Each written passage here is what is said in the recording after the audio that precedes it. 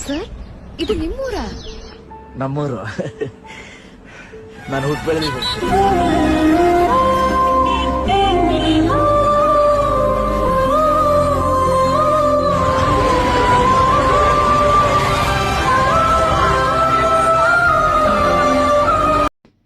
ಮಂಡ್ಯ ಮತ್ತು ನಾಗಮಂಗಲ ಮುಖ್ಯ ರಸ್ತೆಯಲ್ಲಿರುವಂತಹ ಬಸರಾಳು ಎಂಬ ಗ್ರಾಮದಲ್ಲಿರುವ ಶ್ರೀ ಕಾಳಭೈರವೇಶ್ವರನ ಕೊಂಡ ಜಾತ್ರಾ ಮಹೋತ್ಸವ ತುಂಬಾ ವಿಜೃಂಭಣೆಯಿಂದ ನಡೆಯುತ್ತೆ.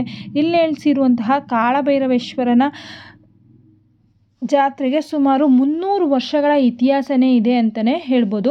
ಈ ಜಾತ್ರೆ ನಡೆಸಲು ಸುತ್ತಮುತ್ತ 24 ಹಳ್ಳಿಯವರು ಸೇರ್ತಾರೆ. ಆ ಹಳ್ಳಿಯಿಂದ ಏನೇನು ಕರ್ತವ್ಯಗಳಾಗಬೇಕು ಈ ದೇವರಿಗೆ ಆ ಕರ್ತವ್ಯಗಳನ್ನ ಅವರು ನೆರವೇರಿಸ್ಕೊಂಡು ಬರ್ತಾರೆ.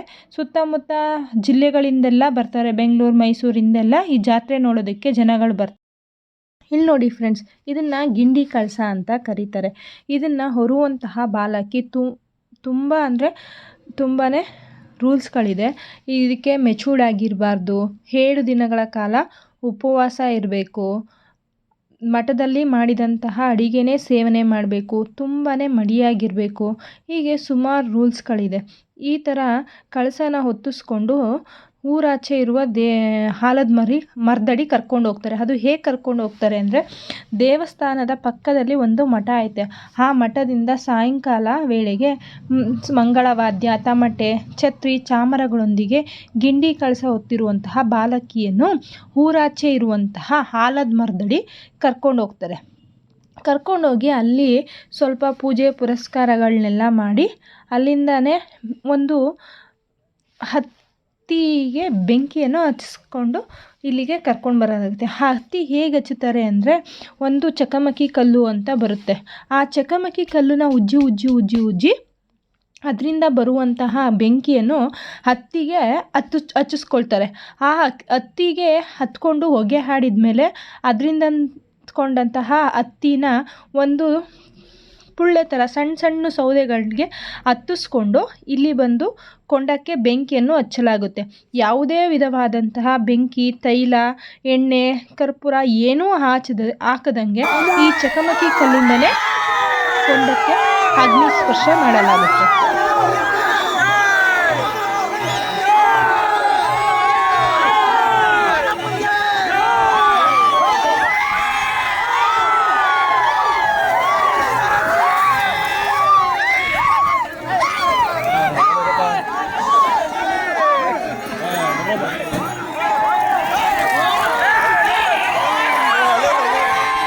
ಸುಮಾರು 12 ಮಾರು ಉದ್ದ ಇರುವಂತಹ ಸೌದೆಗಳು, 12 ಮಾರು ಉದ್ದಕ್ಕೆ ಸೌದೆಗಳನ್ನ ಹಾಕಿರ್ತಾರೆ. ಈ ಗರುಡಗಂಬದ ಎಷ್ಟು ಉದ್ದ ಇದೆಯೋ ಅಷ್ಟು ಎತ್ತರ ಸೌದೆನೂ ಹಾಕಿರ್ತಾರೆ. ಈ ಸೌದೆಗಳೆಲ್ಲ ಹುರಿದು ಕೆಂಡ ಆಗೋದಕ್ಕೆ ಬೆಳಗಿನ ಜಾವ 5 ಗಂಟೆ ಬೇಕಾಗಿರುತ್ತೆ. ಅಷ್ಟು ಎತ್ತರ ಹಾಕಿರೋ ಸೌದೆ ನೋಡಿ ಇಷ್ಟಾಗಿರುತ್ತೆ. ಇದನ್ನು 7 ಊರುಗಳ ಗುಡ್ಡಪ್ಪಂದಿರು, ಗ್ರಾಮಗಳ ಗುಡ್ಡಪ್ಪಂದಿರು ಬೆಳಗಿನ ಜಾವ 5 ಗಂಟೆಗೆ ಆಯ್ತಾರೆ.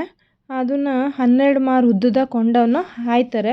ಅದಕ್ಕಿಂತ ಮುಂಚೆ ಕಳಸ ಹೊತ್ತಿರುವಂತಹ ಸ್ತ್ರೀಯರೆಲ್ಲ ಈ ಕೊಂಡ ಸುತ್ತ ಬಂದು ನಿಂತ್ಕೊಳ್ತಾರೆ. ಆಮೇಲಿಂದ ಬೆಳಗಿನ ಜಾವದಷ್ಟರಲ್ಲಿ ಈ ಕೊಂಡನ 7 ಗುಡ್ಡಪ್ಪಂದಿರು ಆ ತುದಿಯಿಂದ ಈ ತುದಿಗೆ ದೇವ್ರು ಎತ್ಕೊಂಡು ಬಂದು ದೇವ್ರ ಮುಂದೆ ನಿಂತ್ಕೊಳ್ತಾರೆ.